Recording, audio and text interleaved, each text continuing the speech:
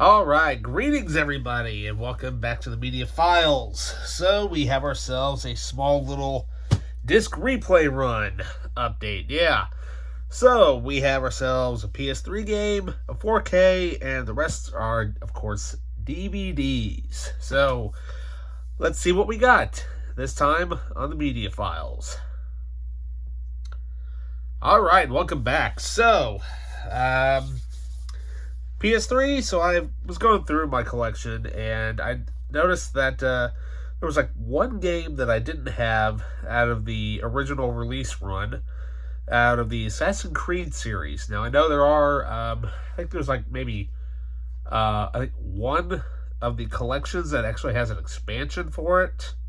I'll probably get that at some point. But as far as single releases go, this is the only one I did not have. I did not have Assassin's Creed Rogue until now. Yeah. Can't wait to play this. I'm aware of the series. I'm trying to collect all of it. I know it's for different systems and whatnot, but eventually I'll have the entire series at some point. So, alrighty, then up next we have our only 4K. I've been waiting for them to get this in, and because I've been wanting to see it really bad, and because I'm a big fan, of course, of Gareth Edwards, who obviously, he's no stranger to Star Wars. He directed Rogue One, the only good spinoff, and of course he directed, he started the MonsterVerse with his version of Godzilla, but of course Monsters is what got him, noticed. So we have his latest film. We have The Creator. Yeah, I can't wait to sit down and watch this. It looks so good, and kind of. I love original sci-fi. It almost was like a throwback to '70s sci-fi a little bit, but of course with modern graphics and all that. Alrighty, so time for the DVDs. Yeah, so first up, I thought this looked like a cheesy title or whatever, and I'm like, I have no idea what this movie is actually supposed to be a spinoff of or something like that. It sounds like it's a spinoff of maybe Constantine meets the Matrix. I don't know. All I know is that it stars David Carradine. And according to this, it says it's the Monster Hunter. Yeah, but apparently this is an Asylum release. And of course the back of it actually is entitled The Demon Slayer. So yeah, that ought to be interesting. I mean, it just looks terrible. But then again, it's kind of the fun point of the Asylum movies. They're made to be, obviously, mockbusters. And so yeah, there we go. Alrighty, so then up next, now I've seen this movie. I used to have it before, but I had no idea that it actually came inside of a sleeve. And this, of course, is one of my favorite sci-fi films. Obviously, part of it inspired The Matrix. And, obviously, The Matrix actually did use some of its previous sets, if those of you who know this movie. But here we have the director's cut of Dark City. Yeah, directed by Alex Proyas, who, of course, directed the first Crow movie. And he's gone on to do other great films, including, what was it? Not Sunshine, but anyways, Knowing, and, what else? Gods of Egypt. He's a great visionary director, and I know Gods of Egypt wasn't that well received, but, but it's, like I said, but this is so, this disc is so cool, and actually I love the fact that the, title font here is actually all embossed, which is really cool.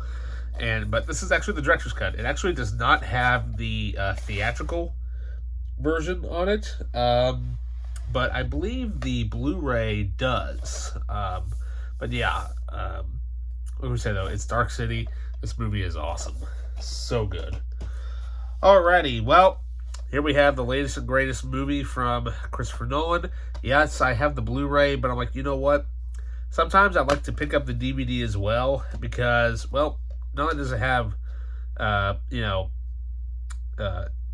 just because of the fact that it also has different, cover art for a lot of the discs and whatnot, which is kind of neat. But what can we say? So here we have Oppenheimer, of course, on DVD. I don't have the 4K. If I ever do find the 4K, I'm going to grab it, because apparently that's being sold out everywhere.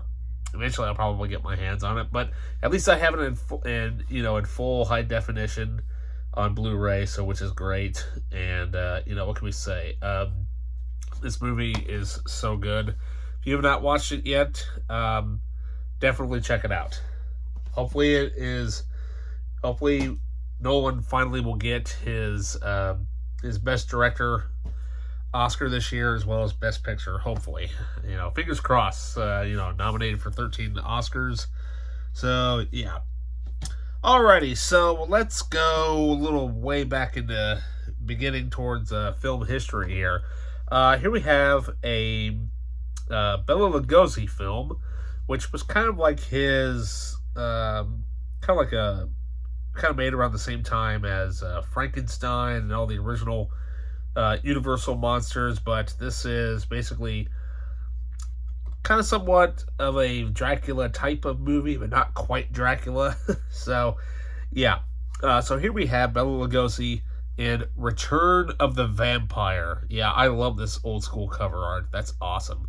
And of course, the funny thing is, they actually have this picture here is actually, I think it's pretty much similar to what he did in Dracula. So if you've never seen the original Dracula, check it out. Well, speaking of Dracula, here we have actually the third film in the Dracula trilogy, directed by Patrick Lussier.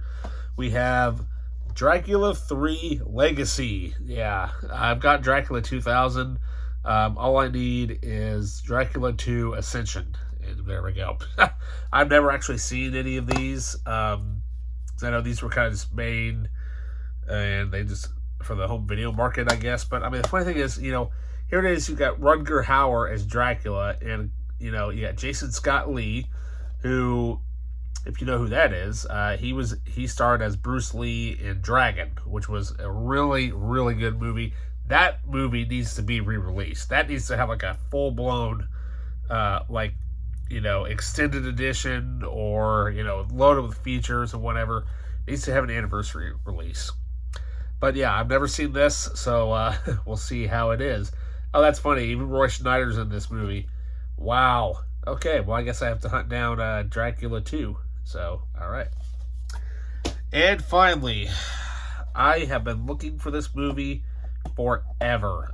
It's a really difficult movie to find, especially on its own. Because I think one of the original ways to actually get it was either by itself when it came out, or just one of those 3-packs that came with the second and the fourth film. Of course, the fourth film's even harder to find on its own. But what can we say, though? I remember buying the soundtrack to this, and I still have it to this day. But here we have The Crow Salvation. It took me years to find this. I don't know why. But yeah, I mean, you can tell it used to be at looks like another store for $10, and then somebody got rid of it, and it still got the Family Video sticker on there. Yeah, that's never coming off. But yeah, I mean, what can we say, though? It's the third film in the series. Obviously, doesn't really have anything to do with, the original film, of course, and then, of course, City of Angels, but it's basically The Crow, kind of comes back, does the same thing. But, what can we say, though? The soundtrack was pretty cool. So, what can we say? Yeah, The Crow. So all I really need now is Wicked Prayer. If I can ever find that, that would be awesome. Alrighty, so that does it for me and you for now. And don't forget to like, subscribe, hit that notification button. And with that, I'll see you next time.